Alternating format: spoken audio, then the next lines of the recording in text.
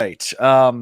As far as what else is going on, just working through these books, trying to figure out my life and what it looks like running two podcasts at once. But that's what's going on with me. I know, Alondo, you're watching some hockey while we're doing this. Oh So yes, I apologize in advance for the reflection on my Black Panther Wakanda Forever poster, but Seattle is playing, the Kraken are playing Game 7 in the NHL right now. So I'm kind of, but I promise, first priority here, second priority kind of there. So if a lot of screams during the middle of it, that's yeah.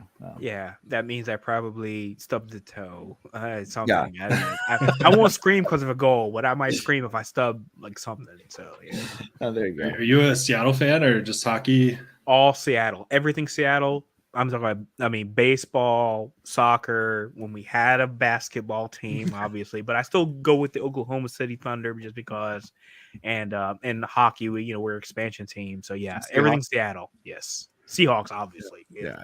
Very good. Very good. Cool. Infamously, we won the Super Bowl when I had the flu. So now I try to get the flu by actually going and exposing myself in public education systems. I'm like, hey, would you sneeze on me, please? I mean, because that's the only way we won before. So hasn't things we do, right? The things we do for our sports teams. Oh yeah. Feel free to keep us updated the score during. Appreciate you. It's 0-0 still. Very good. And I got to see Will over the weekend a little bit. Will came in town. We hung out for briefly Friday night to drink a little bit. I got to hear a newer version of Alan's travels around the world on his sailboat excursions. Yeah. My wife got to hear it for the first time, so that was really exciting. Yeah, they're those good times. Alan, you and I need to get together and have that same conversation. I have not gotten into hearing all the excursions. My stories. Oh my gosh. Yeah, we got to hear this. Yes. I used to live. So I know you and your wife, you honeymoon in Thailand. So to me and my wife, the reason why we did was because I used to live in Thailand before. Right. So and infamously, you and your wife and my wife's best friend and her husband were all going to come to our wedding in Thailand, and within like a 2-day period, both of you told us that you were pregnant. Yeah. And I was like, and both of you couldn't make it. And I was like, I understand. That's a good reason to get out of a wedding. It's like, okay, there's no way you should be going to Thailand when you're like 8 months pregnant or whatever. When you go to Thailand, you can't drink. I mean, what's? Oh yeah, I mean, all the spices, all the things. Yeah, it's so super cheap. It's anyway. Again, we would have loved to have you, but it's like if something goes down. Oh yeah. If Alan goes to Thailand, he's got to go to the banana stand.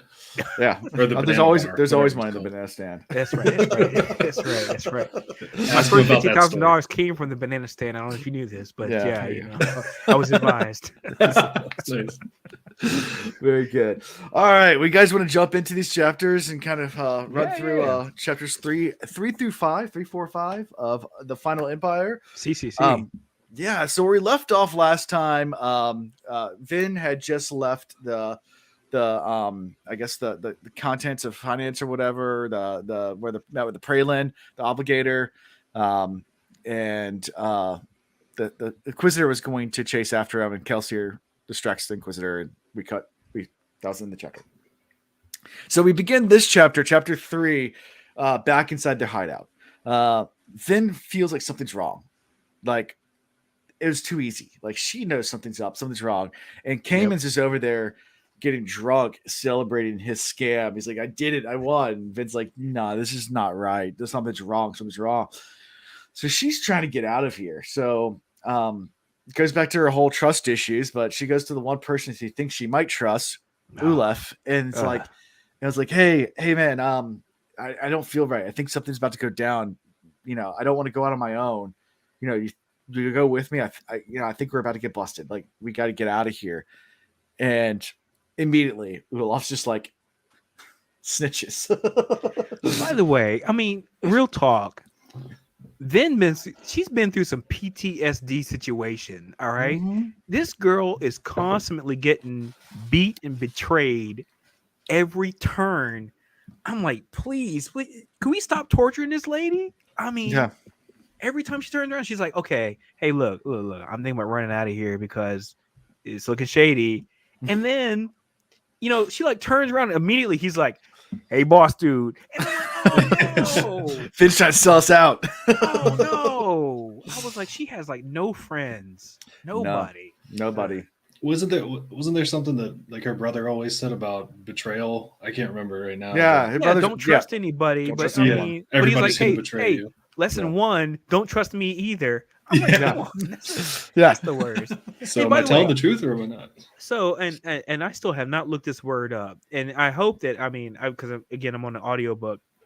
He said they were in a colligerous room, and I've tried to look this word up 1,000 times on Huh. audio, and I was like, what the heck is colligerous?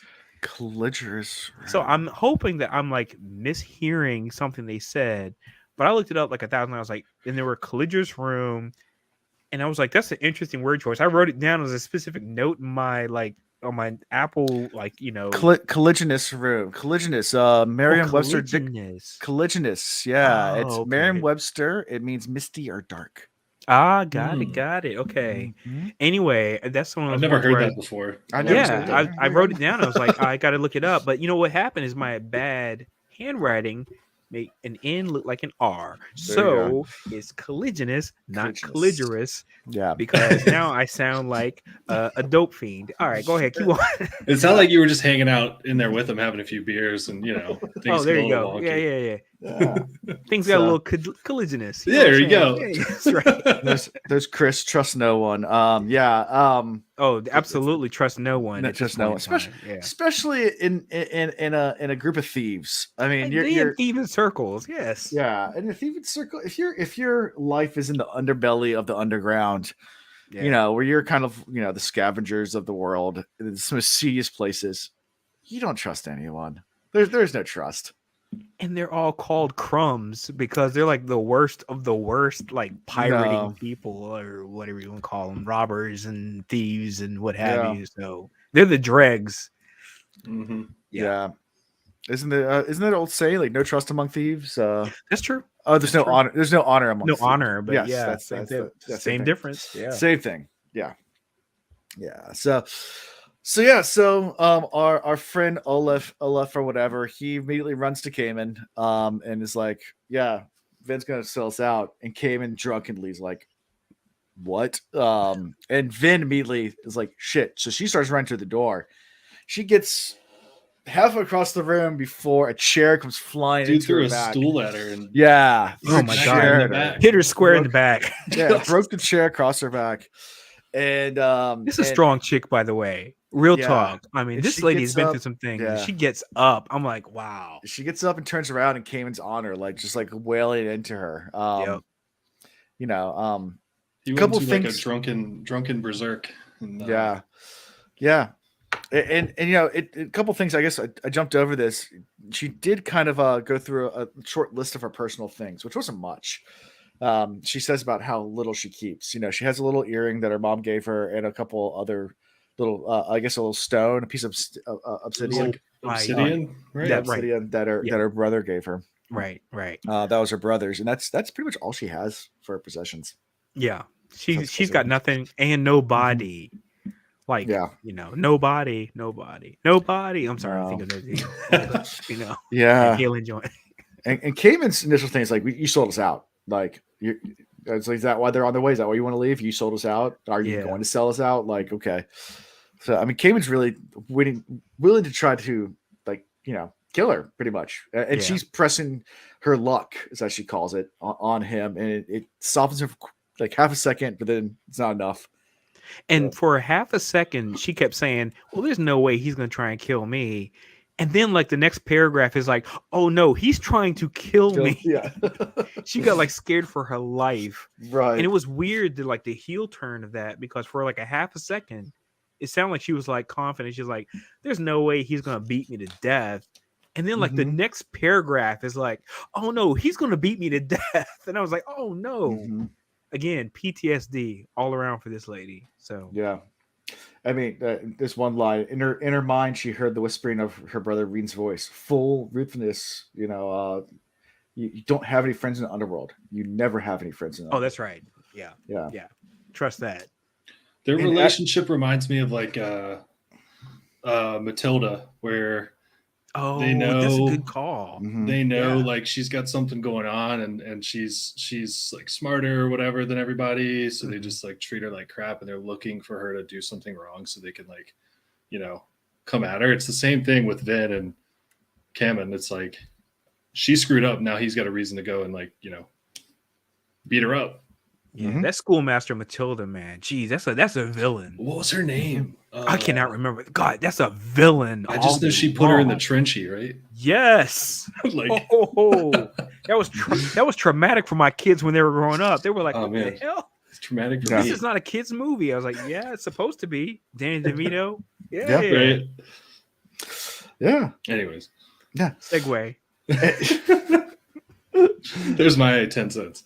Well, just when Matilda's headmaster is about to kill her, someone darkens the door, and immediately Kamen's like, "What's this? Who are you? What's what's all this about?" And then Vin feels this wave of just soothing wash over her, and Right. she looks around and obviously to everyone in the room, and she's like, "Is that what it feels like when I use my luck? This is way more than I've ever done. Like this is Yeah. insane. Like, and everybody just kind of calms down. Like, I mean, and he kind of just walks in and nonchalantly doesn't even. I don't think he even says anything to Kamen. I think it's not till Docs comes around the corner Right. and Kamen recognizes Docs that he even says anything. He just kind of comes in, looks at Vin, and sit with sympathetic eyes, and Yeah, I'm gonna say the synonym for Dachshund is presence. This guy's presence everywhere he's at. It's not like he does anything special so far. he's just sharp dressed man. He's just a presence. He's just like there, and he's like, look.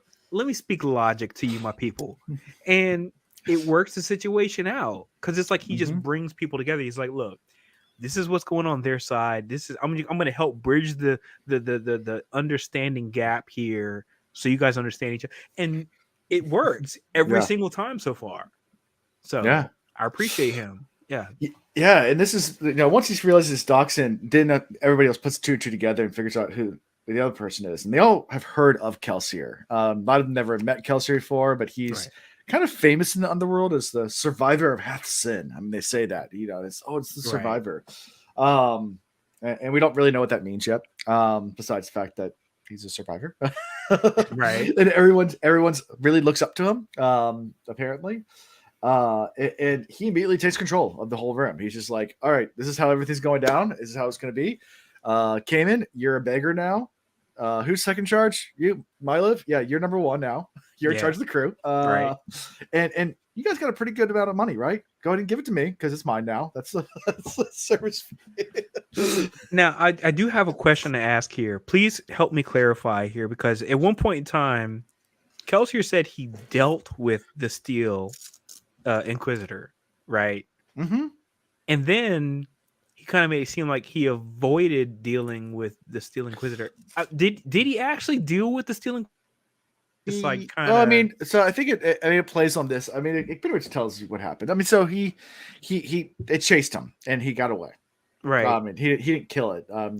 Okay. Because he kept saying he said the word dealt, and I was like dealt with, and I was like, yeah. considering what He wanted to Kelsier make does it later. seem like he had the chance of killing one, but no, Uh-huh. he let it chase him for a while, and then he Okay. lost it.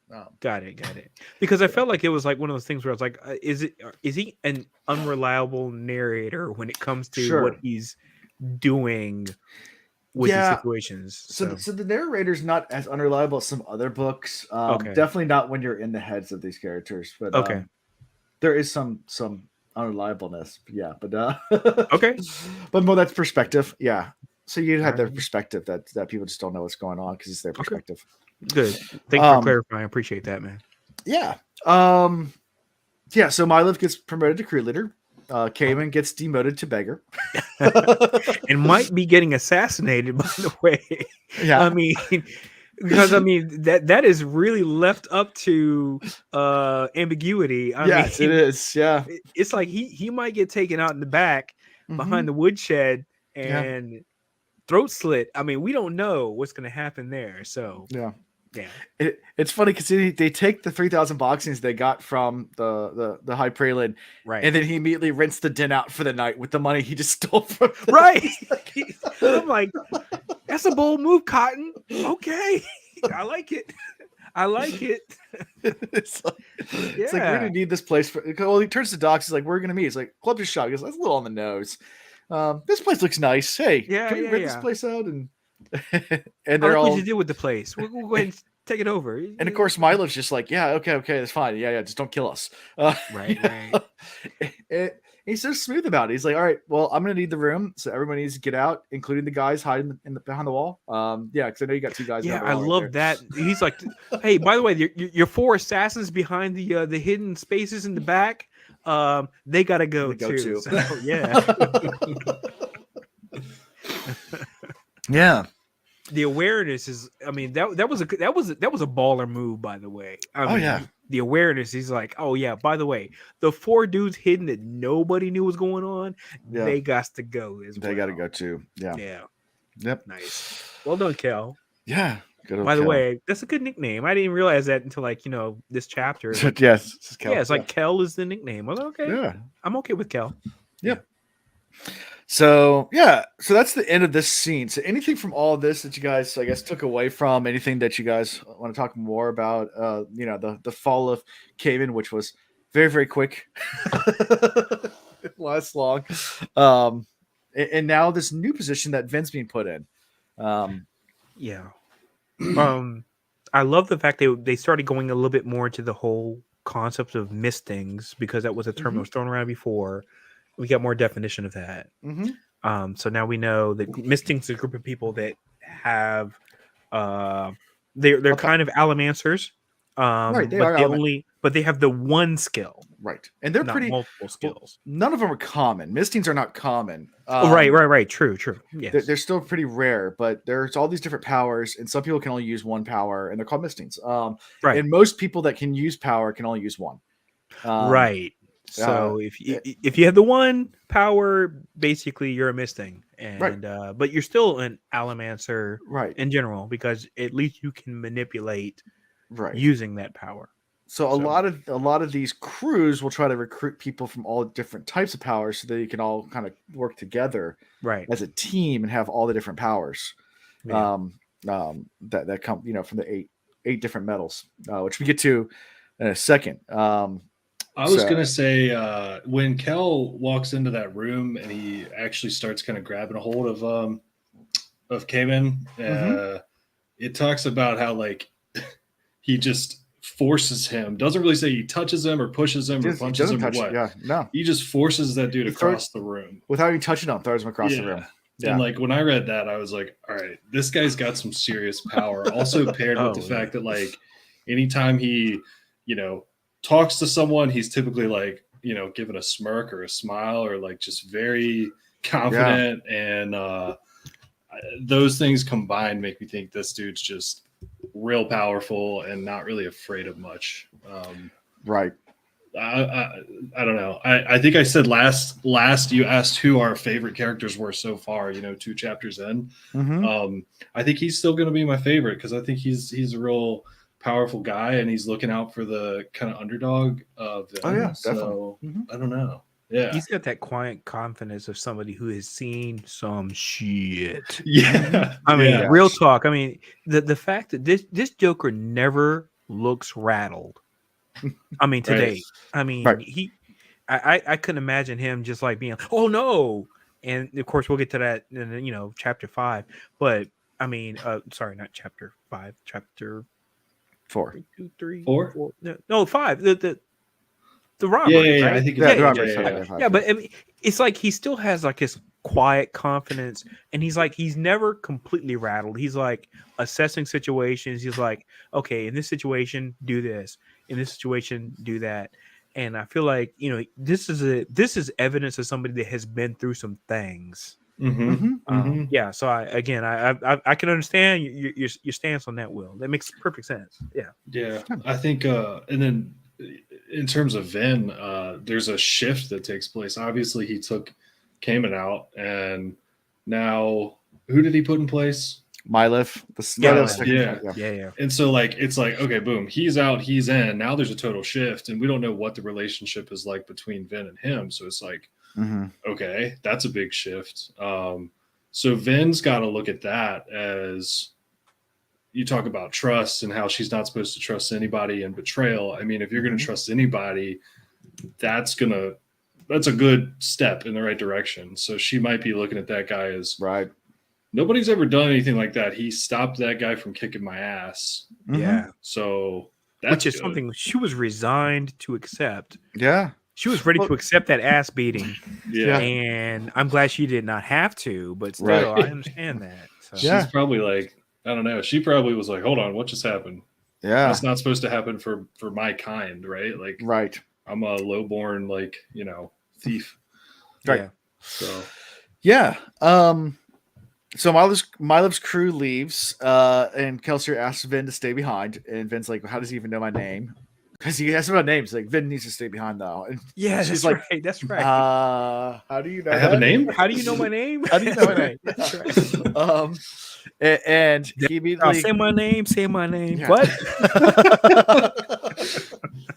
There's got to be a gift for that, Alan. Yeah, we need has to to be. create some Beyonce or Destiny's Child gifts. We'll get it going. Yeah. So Kelsier then immediately starts talking to Vin, just kind of quizzing her a little bit, asking her a couple of questions. First, offer a drink. She says no. She's like, not unless I pour it myself. And she's like, paranoid much? She's like, funny, because I'm about to make you drink this vial. So yeah, she was like, drink it first.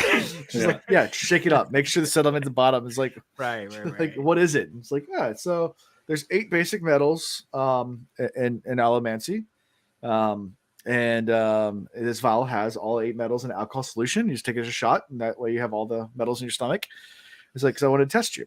It's like, so I already know you can do one of them, so go ahead and take your shot. And after he takes his swig, she takes hers and does it and realizes how much it actually is, because she's been dealing with like little, like basically whatever in the water supply. So she's been dealing with like minuscule amounts and now she has it runs out for her, and she's like, oh crap, this is what it's like when you get like the full blast. Yeah, that Mountain Dew blast situation of like this metal, and she's like, oh shoot, here I've been trying to like dole it out in like portions and like small, like minuscule amounts. Right. And now she's like, oh, I'm like waterfall amounts of that's that high quality H2O. That's right. Yeah. That's right. Bingos. That's funny. So I'm trying to get to the chart real fast. So she first one that uses brass. So that's the first one that she does, and that's what soothes emotion. That's what she's done before. That's what she calls her luck. So that was brass. That's brass. Yeah. Okay. Thank you for clarifying that, because I was like, I felt like there was a metal, because I've been trying to keep track of the metals. Yeah. And I was like, there is something that I missed there. Brass is the one I missed. Okay. Got it. Yeah.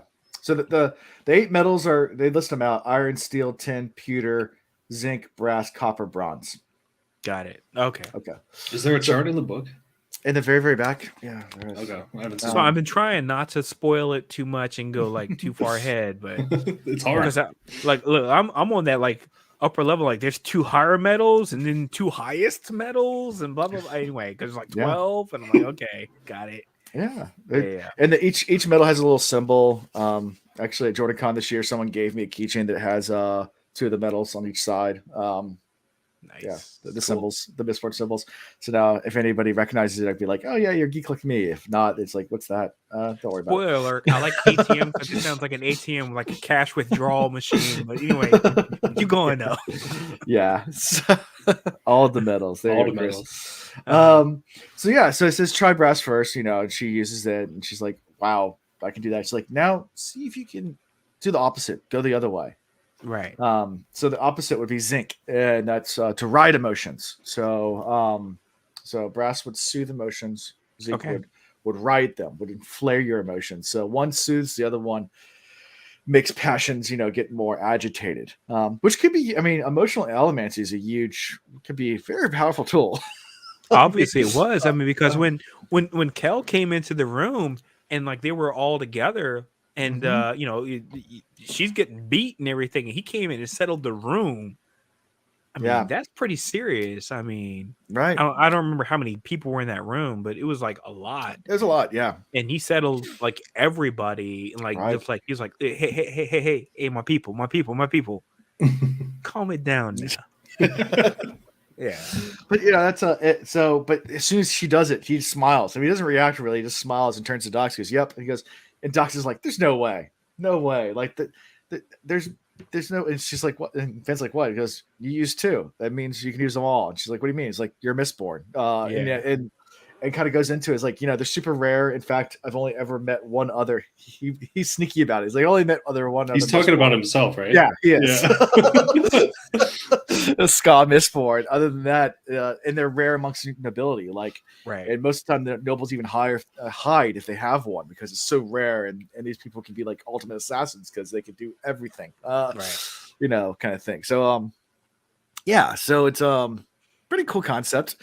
And the push and pull, like every element has its opposite, and it's what it does. So Yeah, that comes up a lot, by the way, in multiple Mhm. concepts, does. arenas about the idea of a push and pull, a yin and Mhm. yang. And I kept writing that, and I was like, I feel like I just wrote that. And I was like, oh, it was a different concept, but it was like Mhm. when it comes to metals, when it comes to the luck thing, there's an idea of pushing your what you want someone to do, like kind of pressuring them into what you want them to do. It's like a push, Mhm. but there's also a pull where it's like if you pull it, it's a little bit more gentle and Right. it's a little more subtle. So it's like, okay, well, it's like they don't really notice it as much, which is Yeah. what comes up. I know I'm getting ahead, Sure. but yeah, that's what comes up when they like meet with the group in Mhm. chapter 4. So yeah. Yeah. Exactly. Yeah, and Vin has no idea what this means. He starts quizzing her also on her upbringing, like ask who her parents. He's like, who were your parents? She's like, my mom was a whore and my father Yep. was the high praetor. It's like, ooh, okay, naughty boy up Mhm. there. Yeah. um, that should have never happened. But yeah, so and that's how we end this first chapter is basically revealing that Vin's Mistborn. We still really don't know the full grasp of what that means. Kelsier's a badass, and we've got to get to know Doxson a little better. And that's, but now we're about to have the crew meeting. So Right. The crew meeting. I love it. yeah, the crew comes in. So anything from this chapter? Any questions you guys have, or any thoughts you guys have about this? I guess initial setup of all of it.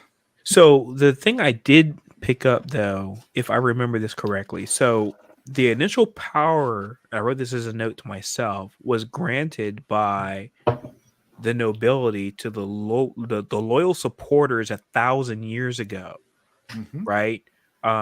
Which is the what's his name, the Lord guy Ruler, that's in, the Lord thank Ruler. thank you. And that he like was like, okay, this is a gift to you because you like supported me. Mm-hmm. And that's what propagated down to the current generation. Right. And that was like really important to me, so much so that I had to write it down. I was like, oh, this power was something that was like a gift that Mm-hmm. was given by that dude Mm-hmm. 1,000 years ago. And he's like, okay, well, that's the reason why it wasn't supposed to go to the people. Right.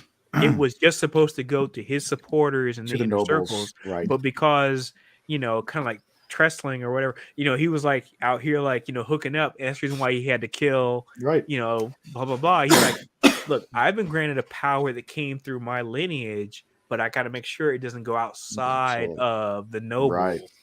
And I was like, oh, okay. It was Right. almost a throwaway thing. And I was Mm-hmm. like, that's really critical information. It is. That Yeah. so much so I had to write it down. I was like, that's important. Holy cow. Yeah. Yeah. Yeah, I'm glad you brought that up because the fact that they're able to just give that power to people is actually crazy. It raises a whole other set of questions. Is like, well, how the hell are they able to give powers like that? And like, what other things The can Lord they Ruler do? giving away. Yeah. Yeah, right. Mhm. Like, Yeah. so Yeah. yeah, I forgot about that part, but Sure. it's crazy how now it's kind of leaked out past just the noble people who were supposed to have it, right? Right. And it's created this like what do they call it? The under. I want to say underworld. I don't think it's underworld. It's underworld. Yeah, Underworld. Yeah, underworld. Yeah. And now it's like kind of like coming back around as in the form of like a rebellion, right?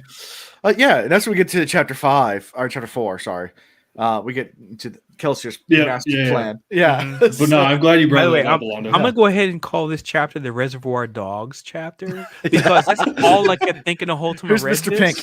Yeah. So it's like people keep coming in, and it's like, okay, you're Mr. Pink, you're Mr. Brown, you're Mr. That's all I kept thinking the whole time. So anyway, perfect. Yeah, and this is so Kelsier and Doxson leave, and the crew starts to come in. So they leave while the rest of the crew are coming in, and Vin stays behind because she's the Twix. That's what they're calling her. So, and they explain this in the underworld. A lot of times, if there's a lesser thieving gang and a larger thieving gang that's more powerful comes in, Ocean's 11. They'll work together. They'll be the go between. Yeah, they'll be the go between person. And they call them the Twix that goes between the. And so Vin's old crew is just thinking that Vin's just a normal Twix. They don't know anything about her special powers or anything like that. So they just think like, oh, I don't know why they chose you to be the Twix, but whatever. But before we get to that, back to that interaction, she's starting to meet some of the crew members. So we have, I'm trying to remember who comes in. We had Heyman and the first person that comes in is actually, and I keep calling him Ham. I want to call him Ham. Yeah. It's Ham. Yeah, Ham's his nickname. That's a great name. Heyman's his full name. Ham's his nickname. I call him Ham, but Ham is the first person that comes in. He's a soldier. He's kind of got that quiet, like that reserved kind of like I've been through some things. Yeah, he's the guy who just burns pewter, right? Just for like brute strength, right? Yeah. That dude's a badass, and he knows. He's like, this is my jam. My jam is I will run through a wall. Yeah. And he's like, I may not be like as smart or whatever as you guys, but I'll fuck you up. Yeah, there you go. Guys who the Mistings that burn pewter, they call them pewter arms or thugs. Those are the two right. Because they when they burn it, they just become super strong and just Hulk smash. Right. Hulk don't do calculus, but Hulk run through wall. Yes, love it. And Ipa, we got fighting words about this. Ham better than Breeze. Okay.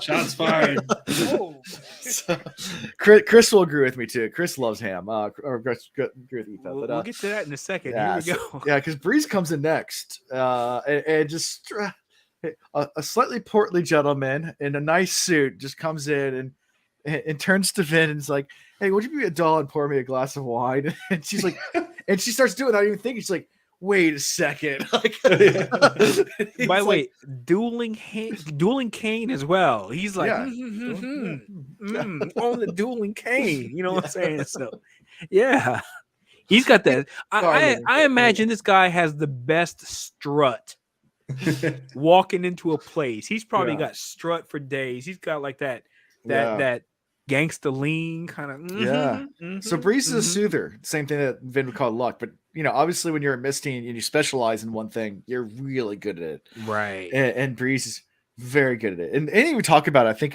Clubs even mentions that he hates soothers because they always just try to manipulate you all the time. Like it just becomes second nature to them that they're always trying to manipulate you because that's what they do. Which is why nobody trusts him because they're like, are you really talking or are you like manipulating me right now? Yeah. What's going on? Yeah. Good old Breeze is nice though. I like Breeze though. Breeze is awesome. We meet Clubs as well. Clubs comes in eventually, and I think the rest of the crew does. Clubs and Yalen. Oh, so you got Clubs. You got Yeadon, of course. Yeadon comes in. Who Yeadon's just like the go between like I guess the rest of the ska factories and stuff like that. Like I have questions about Yeadon. We'll come back to that in a second. Was of course, then Kelsier comes in. Doxson comes in. Clubs is a smoker, right? So smokers, their power is no one can detect elements. They can cover people using their powers.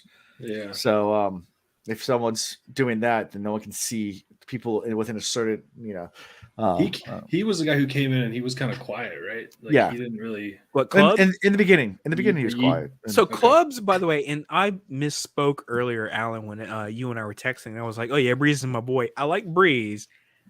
I like Clubs a lot because Clubs is so quiet, resolved, and in the background, you forget he's there. And I loved it. I was like, yes, Yeah. because it's like he's sitting in the corner while they're all like talking about, uprising, rebellion, blah blah blah. And then eventually he just starts speaking and he's like, oh, that's right. He's in the room. Yeah. I loved him. And he comes out with something like super witty and impactful that like people are like, oh shit, yeah, okay. So he's still Clubs is here. like this. Clubs is like this guy. So we went to this like road trip to New Orleans one time, me and my brother and some college friends of his, and there was a guy and we called him comic relief. And he was called comic relief because he was super quiet all the time, but the moment he said something, it was hilarious and impactful, and we called him comic relief because it's like, how do you keep coming up with stuff off the top of the noodle? He's got the power to know like when things are getting awkward, and he's like, all right, I gotta say something, and then he says something, and it's like everything's gone. That's Clubs. That's the reason why I like this guy. Clubs. It might be a personal affiliation thing, but I like Clubs though. Yeah. I can respect that for sure. Yeah. So Vin actually has a nice little conversation with the crew too before Kelsier and Doxson come back. Just a little bit about Kelsier's backstory, that Kelsier is betrayed as well. That him and his wife were both betrayed in a job and were sent to the pits of Hath Sin. Kelsier was able to escape, but his wife unfortunately died. Right. And Vin thinks, oh, he lost someone too.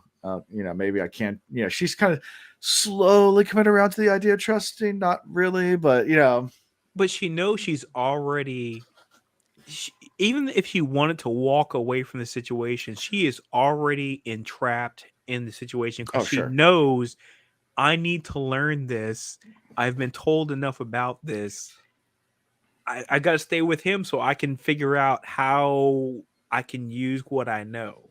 Right. Because he's dropping just enough breadcrumbs. He's like, hey, you're not just a misting, you're like a mistborn. She's like, if you were born a noble, you'd be like one of the top elite, taking over the world status. Yeah. So she now the thing that has basically entrapped her with this group is curiosity. She's like, I have to know more about what I can do and what my capabilities are. Right. And I can understand that. She even pressed Kelsier, teach her more. And she's like, yeah, you're not ready for that yet. And she took that as like more betrayal. Like, well, I see what you're trying to do to me. Like, right. Manipulate. Like, you're trying to manipulate me. And Kelsier's like, no, I'm not just, this is just the way it is. So you get all that, and finally all the crew comes together. Kelsier comes back, and finally lays out his plan. Right. On Saturday night, a bold plan during the boxing match, they're going to take out the Caesar's Palace vaults. I love it. You're gonna dance over all the lasers. Have all these different guys running. Actually, that's Ocean's 12. Sorry. Catherine Zeta-Jones. Hey. Hey. Amazing soundtrack. Anyway, keep going. Dude. So he reveals his plan. That his plan is that he's going to overthrow the Lord Ruler, lead a Ska rebellion, and overthrow the guy who's been in charge for the last 1,000 years, and throw the whole system completely down. He starts laying out his plan about how they're going to distract. They're going to rob the ATM, which you don't even know what that is, but apparently it's really, it's basically the currency, I guess, to take all the money from the noble families, and they'll start squabbling over all that, and everything collapse, and that way they'll win. And and pretty much everybody in the crew's like, and then Clubs flat out walks out. He's like, I'm out. He's like, again, me and my boy Clubs, we're on the same page on that when he was like, I don't think this is gonna work, and I think you're in a vendetta situation, and I'm out. Bye. Do you validate parking? I just need to know that real quick, because pretty much, yeah.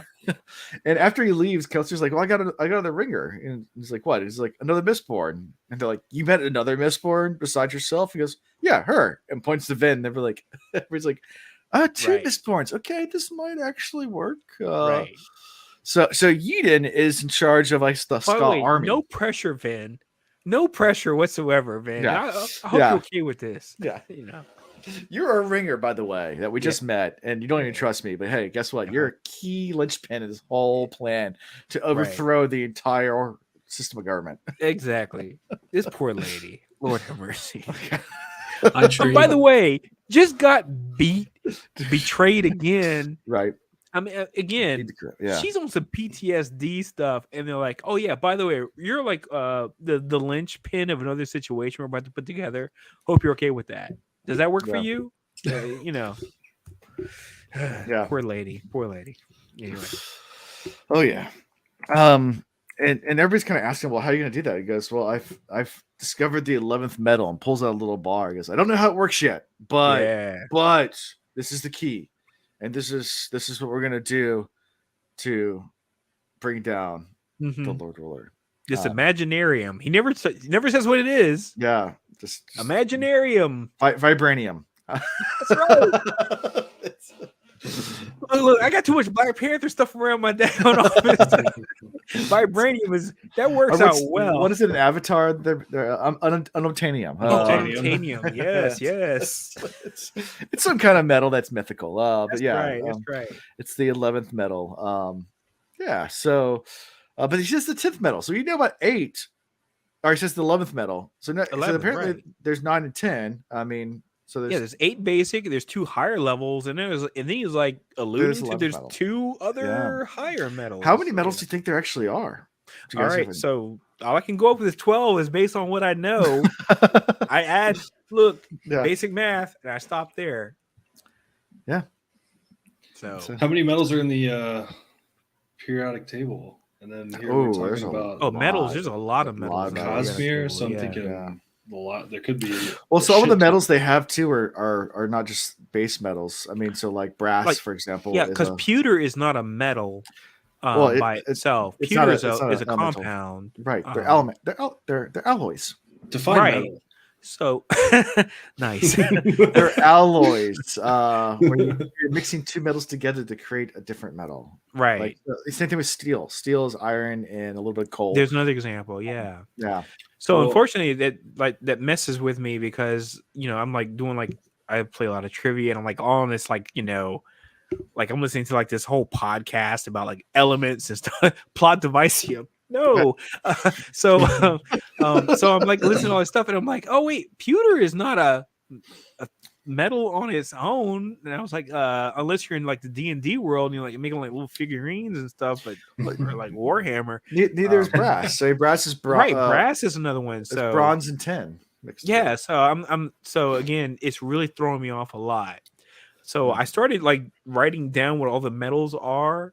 Okay. But the thing I care more about is not so much what the metals are as much as I know what the impact of the metal is. What they're used for. Yeah, exactly. Because that's critical to me because man, again, next chapter, it's like firing the ultimate metal is actually mercury, but the problem is if you take it, you put poison in and you die. So like it's just a last resort status.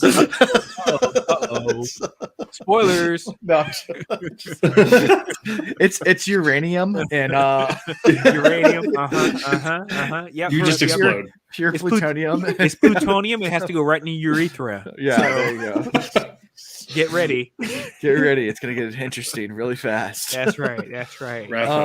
Yeah. So that's and we kind of end with that, laying out that plan, and that's how we end chapter 4. So these are kind of set up for chapter 5, where at the end of the chapter, Kelsier like, well, we got to get some more supplies. So I got an idea for it. So anything from the Ocean's 11 meeting? So again, that was where the pushing pulling thing came to me. I really started honing in on that concept because it was said during the meeting about this whole idea of the luck. You can either push luck, which basically means I'm gonna force you into something, or I can kind of pull luck, which means I'm gonna kind of coerce you along. Right. What I want you to do. And one is a little bit more subtle than the other, obviously. And I love that concept. And then when I started thinking about it, I was like, oh, wait a minute. This concept kind of waterfalls into other concepts around the whole narrative of this book. And I was like, okay, I'm getting this now. This whole idea of push pull, push pull, Mhm. push pull. I was like, okay, there's a lot there. So I appreciated hearing, that explained, because it keeps coming up over and over and over and over again. So yeah. Little yin yang action. I like the yin and yang. Yeah. You gotta pay attention to that more. The dualism. I was gonna say there's like a juxtaposition between you first saw like I always struggle with this dude's name. Kamen? Cayman. Yes. Yeah. Kamen you start by seeing Kamen and his crew and the way they interact. It's very like, I don't know. He's the top dog. He tells everybody what to do, barks orders. And then you see this transition where Kel comes in, frees Vin, and then lays, basically takes over and sets up his meeting, and you meet his crew and how they all interact. And it's like everybody has their own say, and it's much more even playing field there. Everyone has their own roles and responsibilities. Obviously, when Kel comes back at the end of that chapter, he's like, thank God everybody's here. I don't like when people are late. And they're like, do you have an explanation for why you're late? And he's like, fuck that. And just moves on. So he's obviously like the leader from that perspective, but they still all respect one another for the most part, except for that one dude. But that difference in the two, like there's the underworld thieves and then there's the mistings thieves. So that stood out to me a lot.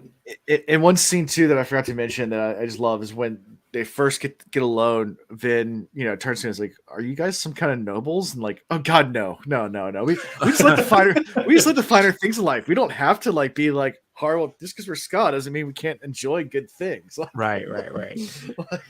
Said Breeze, because Breeze is, man, that Joker got swagger for days. I mean, real talk. But I do have a question, and I don't know if it was explained. I feel it was alluded to. Was Kel influencing Yeadon? Because I really feel like Yeadon was kind of being docile on some things when it came to this whole, plan and everything. Which I understand they like saved up all these boxings, blah blah blah, to like make this thing happen. But it I don't know. It's like sometimes he pushed back a bit against other people in that meeting, and then other times, like Kel would say something, he was like, "Yeah, boss," and I was like, "Oh no, it didn't cajole in my head," and so I was like, I'm wondering, is he being manipulated into rushing into this plan that Kel has put together? Now, I'm not saying I need you to answer that question right now, but I'm just saying that at the time when I was reading it, listening to it, I was like, something there just seemed a little off, and I was like, wondering if he's actually being manipulated. So, again, there might be more. I mean, maybe it's a non-issue, and I don't want it to be spoiled for me if it is. But again, that's just I kept. There's something about the way he interacted with Kel versus everybody else. It just seemed just slightly off. Yeah, because he was a little hesitant, but then yeah. It seemed like for everything he had to say, Kel had like a bunch to come back with. Like, okay, when was the last time you guys had success in your rebellion? When like 3,000 of your guys got slaughtered, whatever. And he always had like one-worded responses, didn't have much to say back. But it seemed like everybody around them, I'm talking about like, Breeze, Ham, everybody else was like a lot more hesitant about this plan versus Yeaton. And I was like, that's kind of, was he kind of manipulating the situation? So anyway, I'm just, again, I'm sure it will either flesh out and be more, or it will end up being a non-issue. But I just figured I would just say it right now. So, Noted. Also, they mentioned something called colossus. I don't know if you caught that. They said, because they're asking the plan, what if the Lord Ruler brings his Colossus army in? And they said, well, he wouldn't do that. It would destroy everything. Like, Yeah, they I don't mentions it either. real. Yeah, Okay, it's in that chapter because I think it was Yeden who says like something about like the Colas. Yeah, what if he brings his Colas army in? And he says Okay. it's one line. He just brushes it off immediately. It's just like no, Okay. he wouldn't do that because he wants the system intact. He doesn't want to destroy everything. Hey, by the way, So- for NHL fans, Dallas is up 1-0. There you go. Boo. I know. Thank you. I appreciate my Yeah. supporters. Yeah. Sounds good. So, I, I have no dog in this fight. So it's No, I thank you. thought I you were a appreciate Caps it. fan. I am a Caps fan, so I have no Yeah, dog. yes, you guys know dog in this fight. Right, so- Seattle Fight, versus so- Dallas. He doesn't care. But the thing we did, of course, end up with is so there's 8 base metals, 2 high metals, and then it's like 2 like higher metals. So there's 12 metals. That was like my main takeaway from this chapter was I was like, I am tracking these metals. That's all I care about.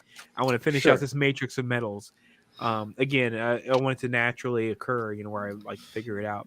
But I also want to know what they all do. Yeah. And I want to know how to practice allomancy and find some of those metals for myself.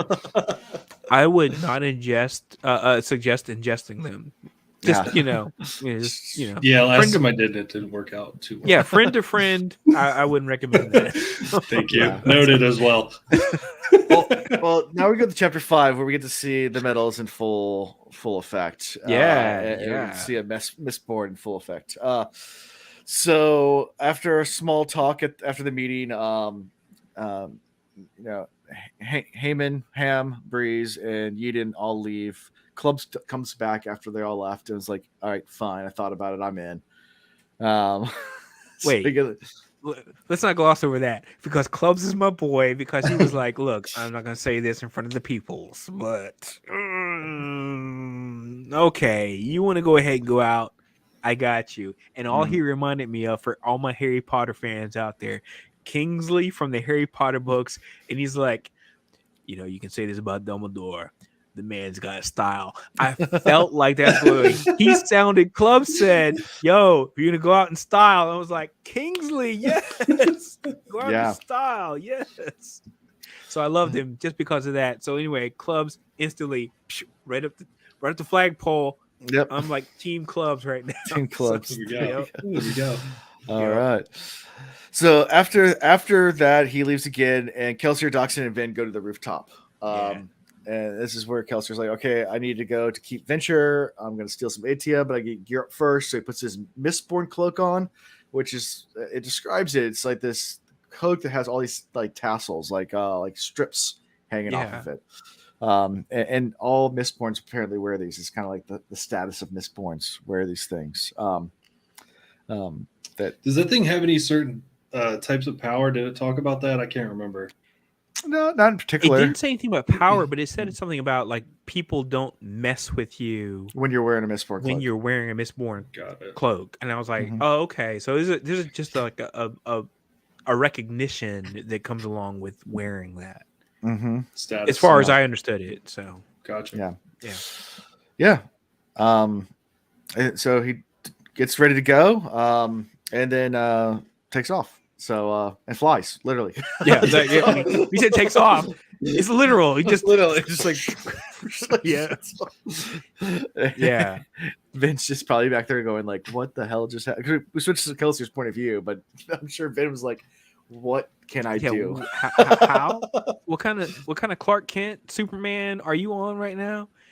And I love the explanations that go along with that about how you use metal to kind of push yourself off, right? But the amount of metal you're pushing yourself off of or trying to pull yourself to is very critical. Yes. I mean, and I was like, my math mind went into like overdrive on that. I was like, yes. Which is, I mean, is kind of not going too much ahead, but this is kind of one of the reasons why Kelsier didn't want to introduce these stuff, because this is more finesse.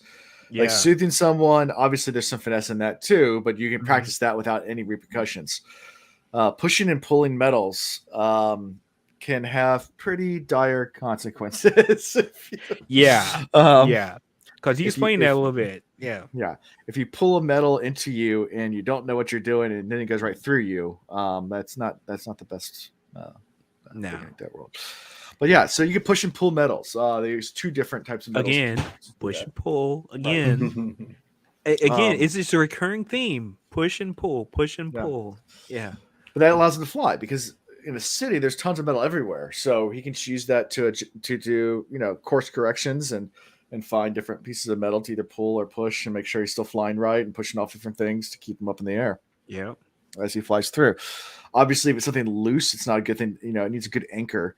And he talks about that a little bit, as he's going through like what, because it deals with your body weight. If you're pushing at something that weighs less than you, it will give away. Right. Versus, if something's on the ground, it can be the smallest bit of metal in the world, but if it's on the ground, you're pushing against the ground because it's now against that. So it all depends. My note for this chapter has been quote unquote Magneto vibes. Yeah. Perfect. Floating up through the air. Yeah, man. I was just thinking if my note would be physics/metal. Physics/metal. I'm a fan of this too. Yes. Yeah, that's Brandon Sanderson's really into physics. If you didn't know that, in a recent book, one of the books I haven't read yet. He had the concept that he wanted to do a world based around. I can't remember the name of the term of it is, but it's liquefaction. So like when you take sand and you pump air into it, it'll make sand turn into a liquid. I know what that is because saw we a did it YouTube in the video school on that division, recently. and It's I can't fluid. remember It's it something now. with fluid. I can't remember what It's like fluid dynamic. Oh my gosh, that's not the name. No. It'll come to me. But it does that. He wanted to base something around there, so he did a whole YouTube video about it. And of course, Brandon Sanderson, if you ever see any of his YouTube videos, he's always over the top with his stuff because that's how Brandon Sanderson is. So guys know who Mark Roper is? Yes, love that guy. Yeah. So Squirrel Olympics. That's the video I saw. Yeah. So it's Brandon Sanderson like in a room and he's talking about like, so I had this cool idea about physics, but I'm a writer and I'm not really good at physics. But I have a friend who is, and the door opens up and Mark Roper comes in. He's like, yeah, so now we're so it's the two of them together talking. Mark Rober. I hope at some point I can go to his like freaking lab. I think it's something like that. It's something like that. Liquefaction. It is something close to that. I will look it up. I promise. Yeah. I will have it by the end of the episode. It's not this story. It's a different story. But anyway, it's he's really into the trying to find real stuff that actually makes sense versus just like let's make something up that just this fits, like hard magic systems that it has to actually make sense. So anything anyway. Right. Whether or not it's fantastical, it still has to be rooted in some kind of physics, in laws. It's the way he likes to make systems, which I like. I appreciate versus it just being plot. Right. Like it has to actually work. Makes it a little more human or real worldly, I guess. Yeah, that's what makes it more believable. So I appreciate that every time. For sure. Yeah. So Kelsier gets to keep Venture. There's a big wall that doesn't mean anything to a Mistborn because you can just fly over that thing. He just knocks two guards out like almost immediately. It's like, yep, dices them up. Doesn't matter. No alarm even sounded yet. Gets to the place where the safe is, and then. But let's go back because he uses like the steel. Is it a combination of steel and iron which basically lays down like blue lines? Yeah. So whenever leads him to like where he's got to go, and I'm like, that went right over my head. So So whenever what kind of Siri navigation map situation you got going on? My God, I love it. So whenever you start burning steel or iron, blue lines sprout out from your chest to every single metal within reach to you. So you'll have all these blue lines that you can see that no one else can. Whoa! Pointing to all the different metals, so you know where everything is, which goes back to how do you know people are behind the wall if they have any coins on them or any kind of money or any buttons or anything like that. He could all you do is burn a tiny little bit of it, and then you see a blue line going right there. You're like, someone's right there. It's like aimbot or wall hacking.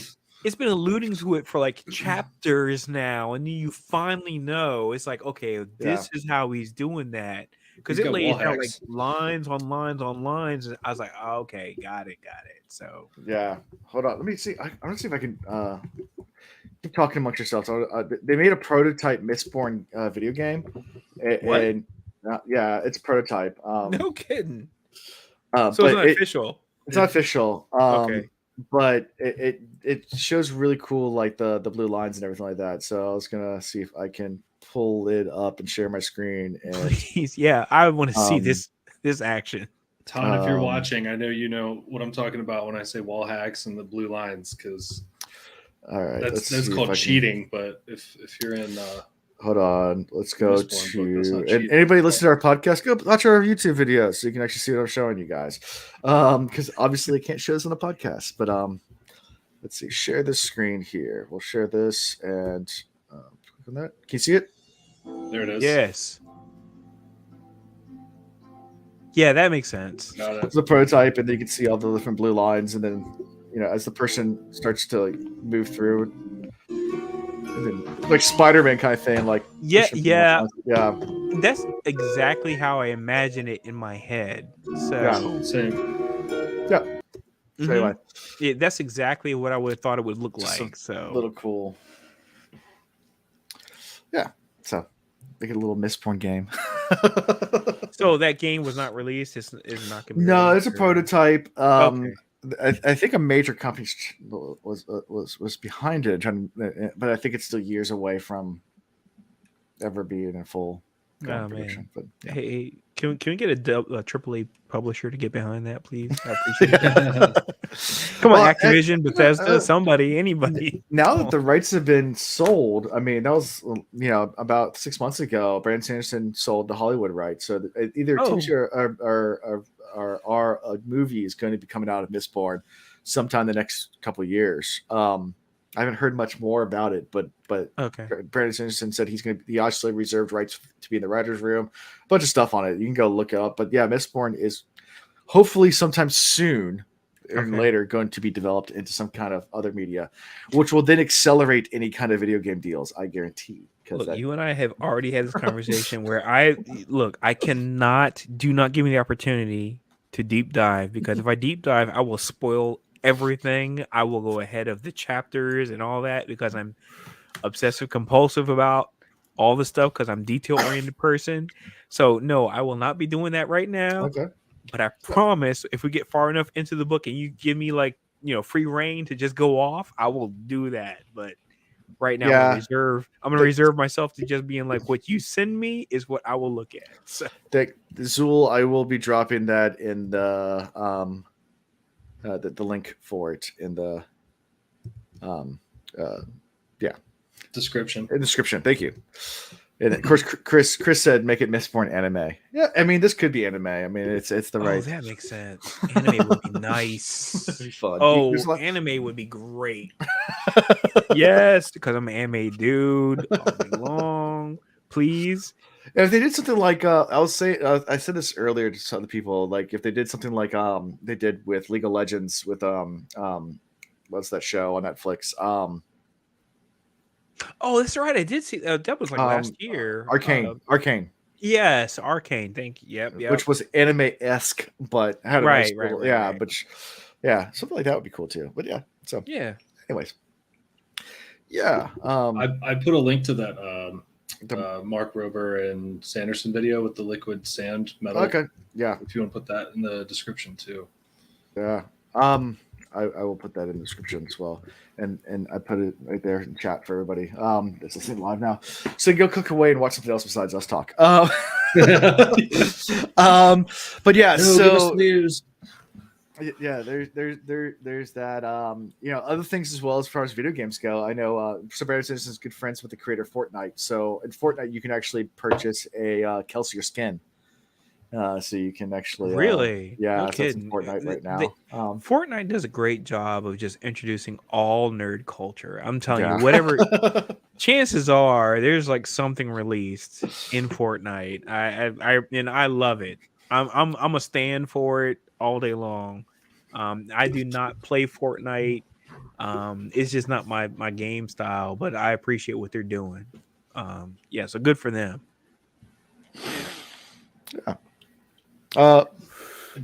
Yeah. So now we get to the venture keep. We get to the safe, and the alarms raised. Yeah. and shit goes down because the noble people are prepared for attacks from other noble families that have mistings and possibly mistborns. So they have people that are called haze killers that are trained in fighting mistborn and mistings. Can we not gloss over that, by the way? Is it because I'm listening to the audiobook. Is it Haze Killers? Haze, yeah, haze. Okay, I just make sure because Mhm.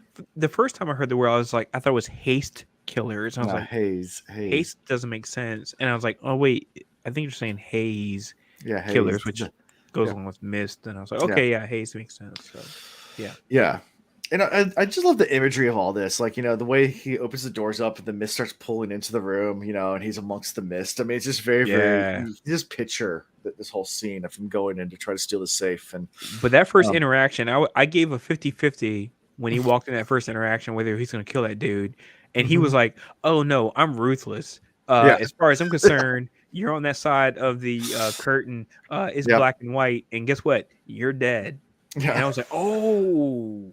And I was like, and I had like that moment where I felt like, like stupid babe in the woods. And I was like, oh, this Joker like destroyed Trestling's whole freaking like everything. It makes like the scar in the freaking ground. Why would he leave anybody alive here?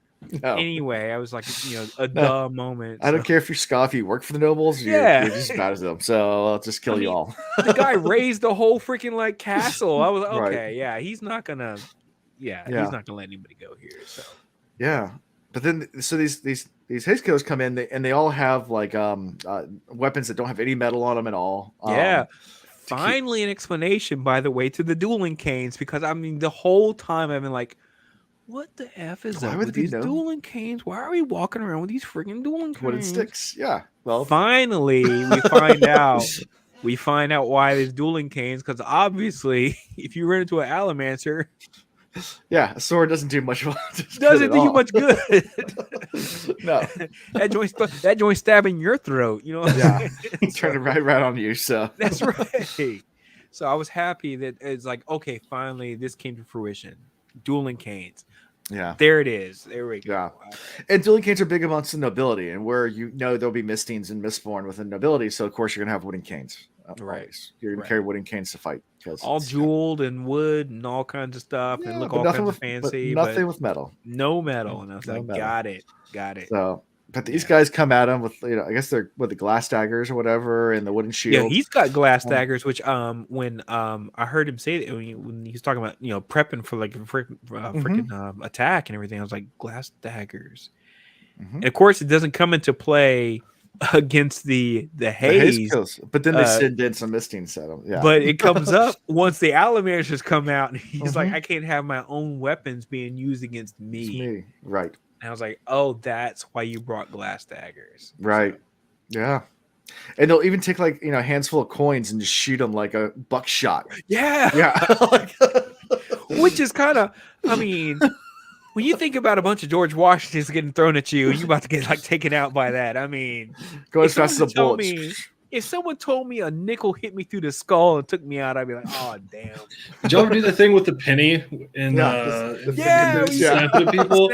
You know how bad that hurt? Like well, imagine someone just like just taking a freaking thing, because he was taking like freaking like what was it? Not amulet, agate.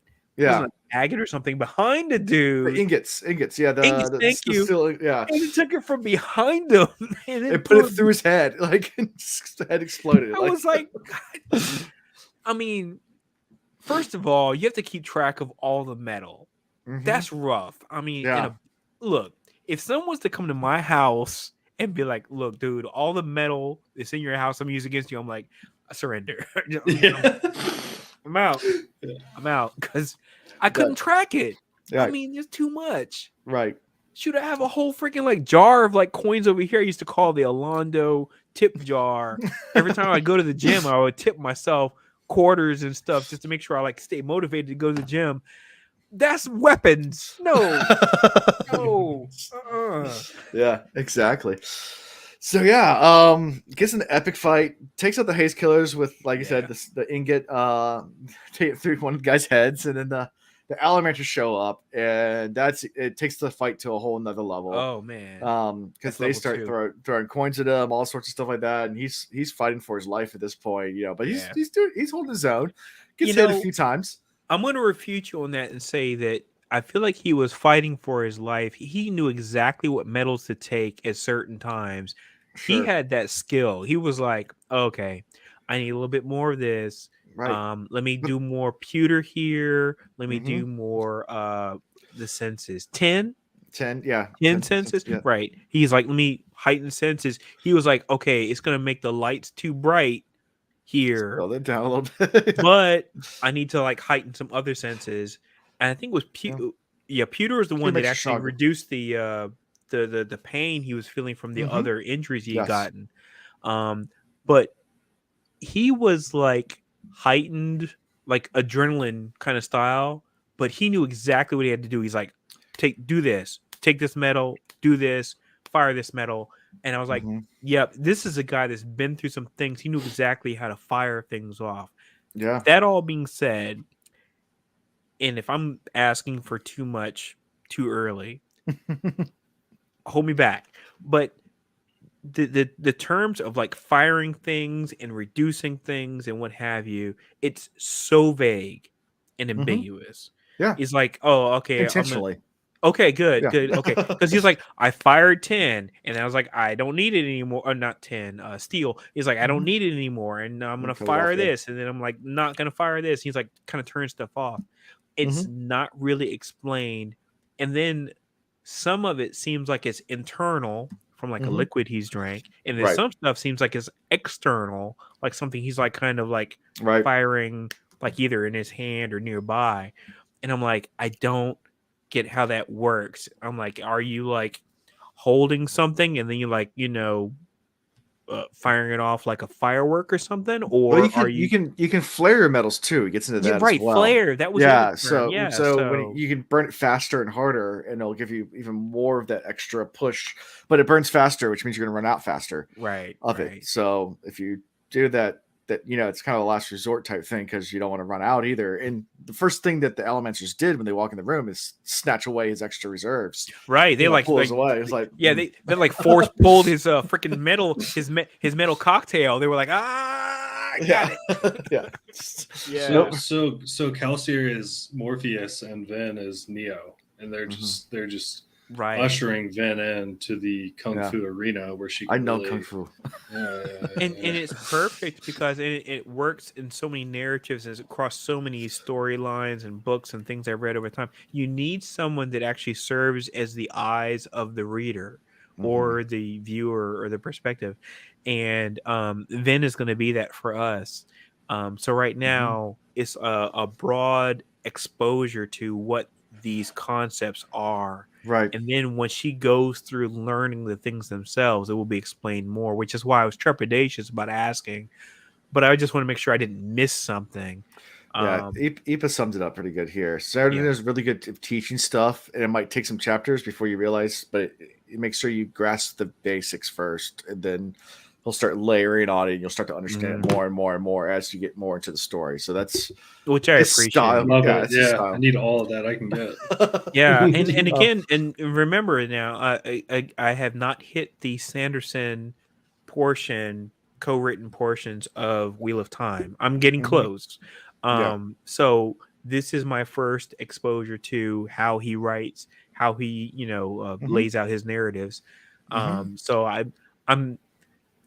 I'm glad I didn't miss something. I try to reread these chapters a couple times just to make sure I didn't make sure I got all my notes down and everything. But I figured some more is coming because there's already been some concepts he's introduced that he's explained in a very subtle way. And I'm like, he's probably gonna set it up pretty well. Yeah. So at some point he decides to flee. So he just jumps out the window, grabs the safe, and pulls it out with him using elementic powers, of course, not with his hands, but just pulls it out, gets to the very edge, and then just pulls it right over the edge, and then falls down to the ground to crash.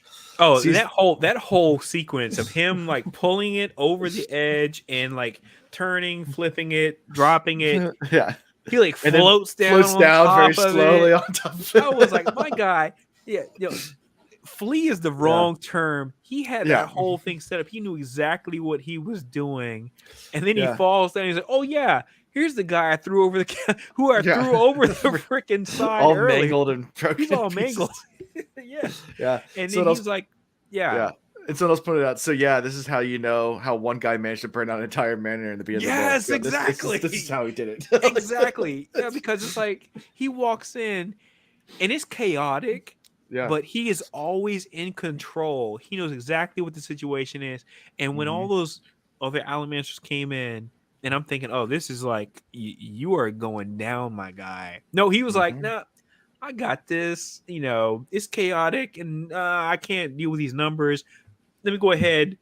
Because end goal is the ATM inside of that daggone safe. And he's like, I'm going to pull it. And he said, even though if he opened the safe up and he like found stuff, he's like, even if the ATM wasn't there, it still was a success. Right. He knew exactly what he needed to do to make this a successful mission. So yeah, he's badass.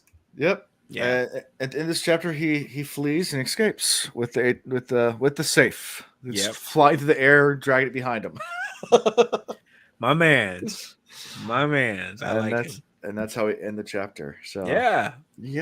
Was Vin watching that whole time from the rooftop? Could she see No, all of that? I don't think she could see. It's too far away. There's, I mean, there was between the mist, because at one point in time he talks about how he fell off of that balcony, and there was so much mist, that he felt it's like you didn't even know you were falling. Right. That's how like obscured everything was. Yeah, it's like into a total fog. Yeah, she so knows he just went into some stuff. Yeah, so she just knows that he's doing some crazy, amazing things, but he went in with like no qualms. He was like, "I'm gonna go in here. I need to steal from the peoples, and I'll be back in a minute. Hold my beer." Hold my beer.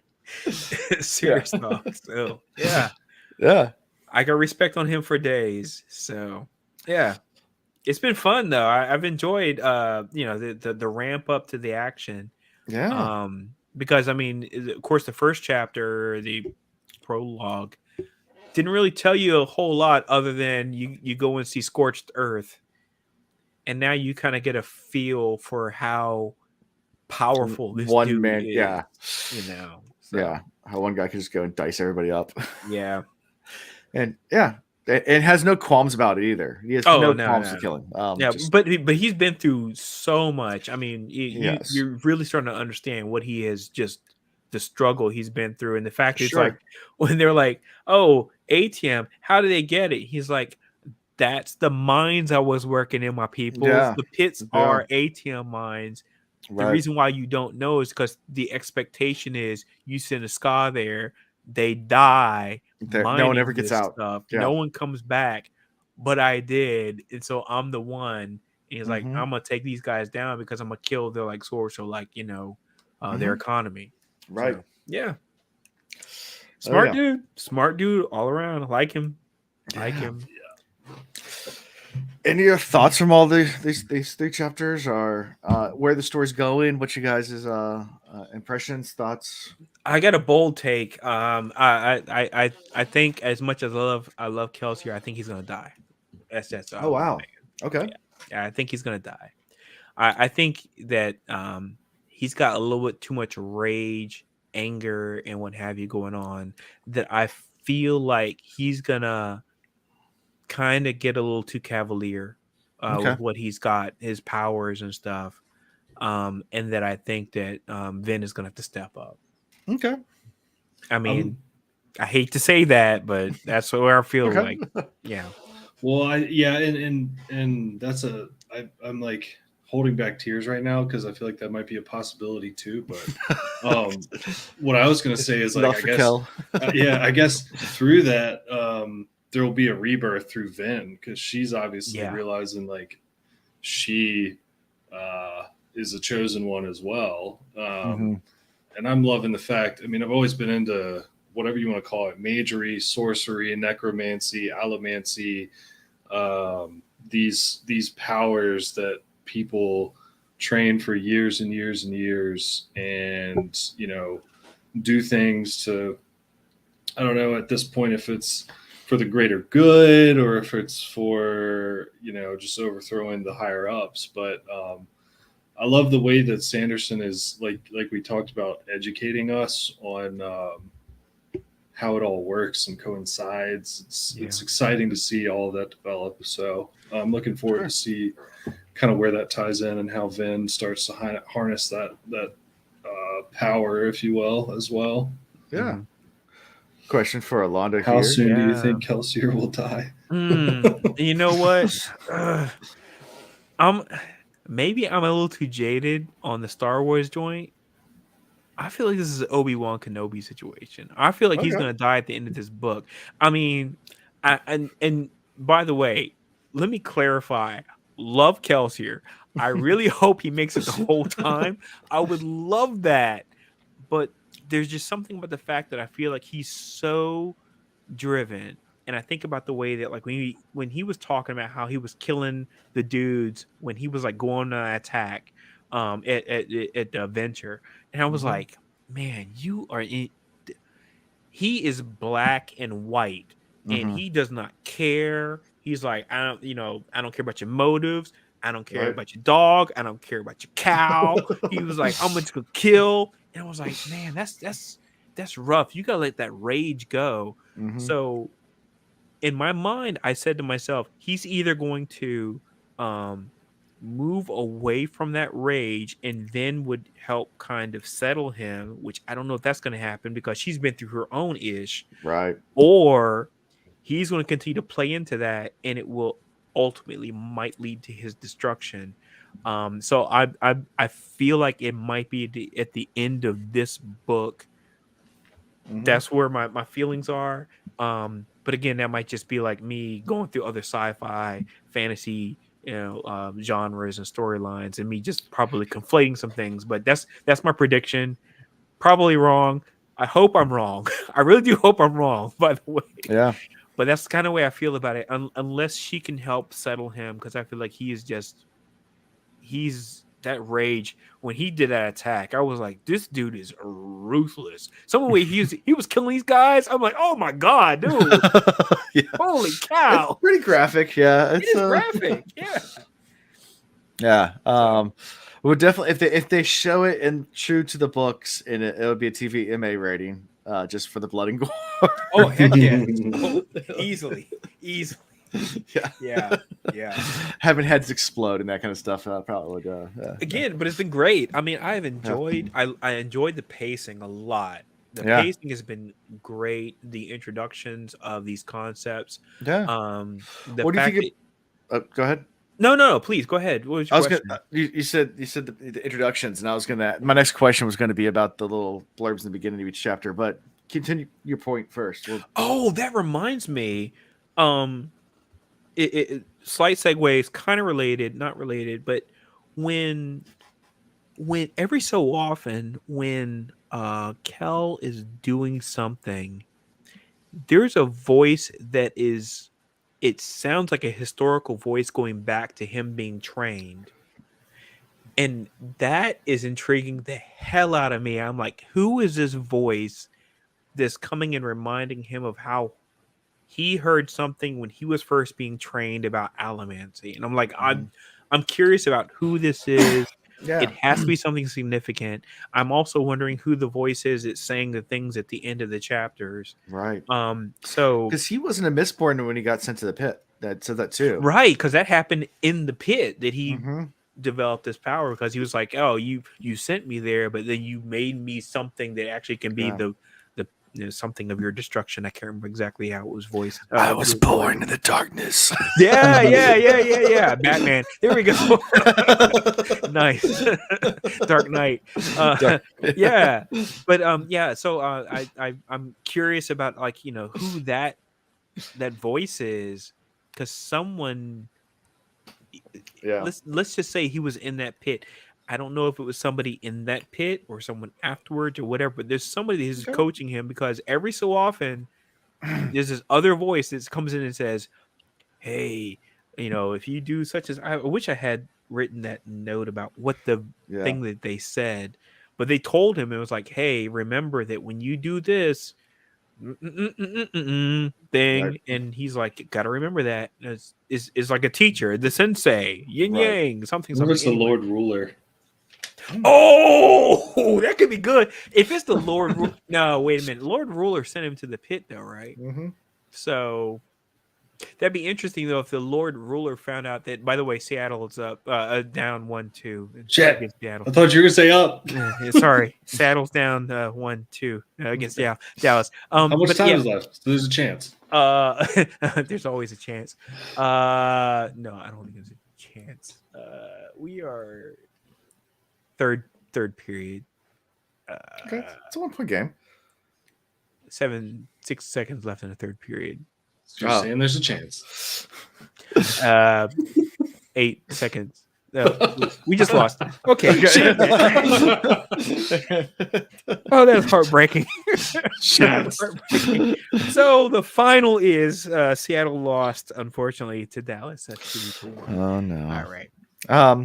So the little blurbs in the beginning, where it's Yes. it's from this talk. We've arrived at Terrace early. This in chapter 3, and talks a little bit about that, the pastoral lens, and then talks about the deepness at the beginning of chapter 5. Yeah, I think it's. I don't understand what I'm supposed to do. The Terrace philosophers claim that I'll know my duty, but that's small comfort. The deepness must be destroyed. Apparently, it already ravages the world even now. If we don't stop it soon, everything will be bones and dust. Yeah. So, Lord Ruler was good at one point. This is the Lord Ruler when he was good. When he was good. Okay. And by the way, we still have not figured out what has decimated the lands. We still don't know exactly what it was. Mm-mm. It's kind of, I don't know. It's alluded to, but it's a big Raffo. Yes, which everything is Raffo. Everything is. Everything's Raffo. I assume that everything is. Yeah.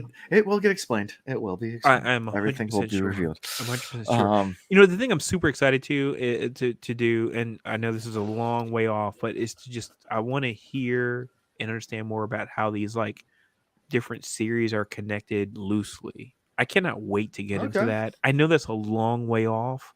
Yeah. But I can't wait to get to that point where I find out like, oh, well, this series is linked to this series by this concept or this, I don't know, setting or whatever it is. I'm looking forward to that. Again, I know it's a long way off. It's not this is not spoilery, but there is this overarching story behind the scenes that's happening while the main story's happening. So Right. There's a bigger story that's actually playing out. And right now you're so focused in, you will never be able to see that bigger story right now. Right. But which is the reason I'm excited. Over time, you'll start to see like, oh wow, this is bigger. Yeah. I'm excited to see that. And again, I have decided I will not type in the word Cosmere in Google. I will not type in Sanderson in Google. There's a whole bunch of things I will not type in Google just because I don't even want even the possibility of it being ruined for whatever reason. Yeah. So yeah. So favorite character from this section. I mean, Clubs. I think is Alonda. Clubs all day long. Clubs. It's still gonna be Kel for me. Still Kelsier for you. And I always choose Breeze. If Breeze is in a chapter, it's Breeze. Breeze got that swagger though. I love Breeze. Breeze, that swagger. Pour that wine for me. I get Breeze. I get it all day long. Yeah. Yeah. He's the manipulator, but at the same time, just he's not evil about it. He's goofy about it, which is fun. He's just I'm just gonna play pranks on you. Yeah, I like it. Hey, by the way, I'm just gonna coerce you into just pouring, like some expensive wine for me, and if you could just bring it over for me, just when you get a chance to bring that wine over. There you go. So many questions. What is the deepness? Well, it's way too early for them to even start speculating, I think, on that. Yeah, I feel like we're not supposed to even know what that is, other than the spelling of that word. That's all we're supposed to know.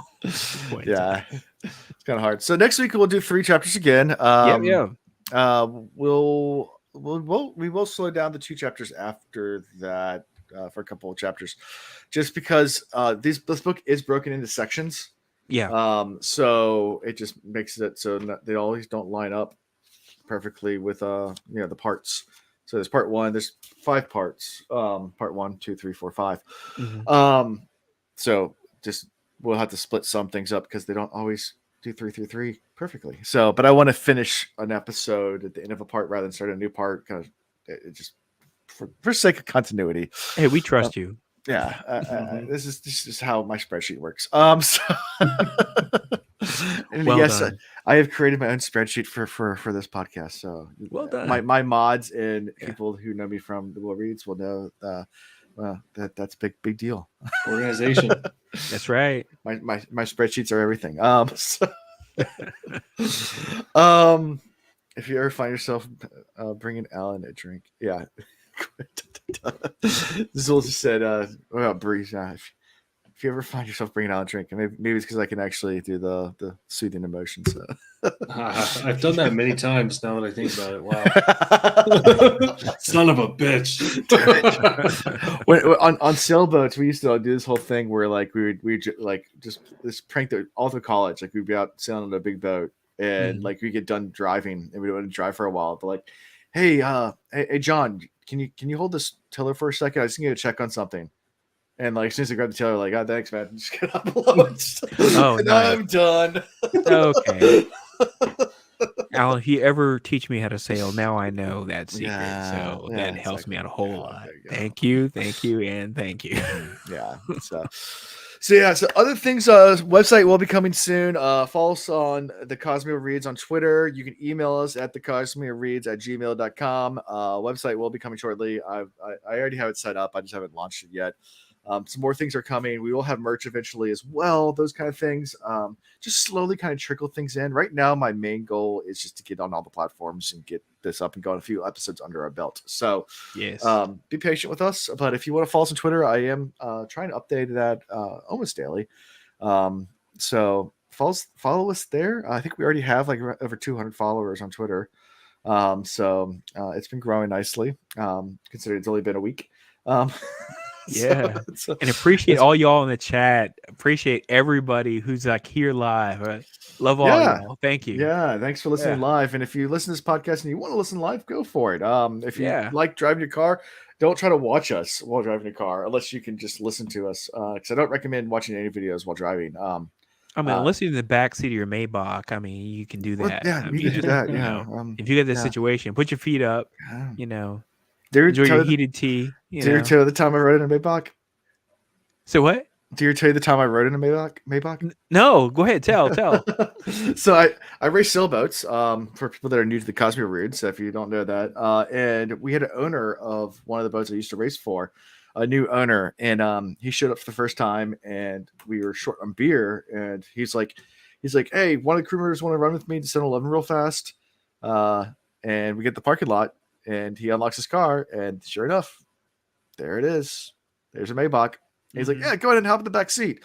So I was waiting for him to tell you that you needed to drive it because he didn't know. No, he drove me. He drove me, and I was in the back seat of a Maybach, and we drove up to a 7-Eleven in Hampton, Virginia, in downtown Hampton. You know the little ghetto one on Armistead and yes, I pull up there. There's a bunch of beggars and hood rats hanging out front, and I literally not that far from Langley. Yeah, I literally step out the back of the Maybach. I'm like, brush my shoulders off. Yes. They're like, no way, that's your Maybach. Look at that guy. It's yours. You got to do it, man. You got to do it, man. Dude, so you were back there. Now, did you put it the partition? No, they don't have a partition. Wait, which year? Which year's Maybach was it? It was a newer model. So it had the partition then. Did. Man, you should. I did not put it up, but it also had the screens in the back that. It's got the curtains, and it has the massaging seats, and it actually has a wine chiller in the back between the two seats in the back. Yeah, it's pretty fancy. Do that. Yeah, life goals. Got to do that. Life goals. I think they start like $200,000 for the base model. It's way more than $200,000. Yeah, way more than $200,000. Yeah, it's expensive. Yeah, Well, this guy he had 2 planes, 3 houses, a Maybach, and an Austin Martin Vantage. Oh wow! Yeah, so he had money. Now I will admit I actually have owned a radio flyer So that was a red wagon.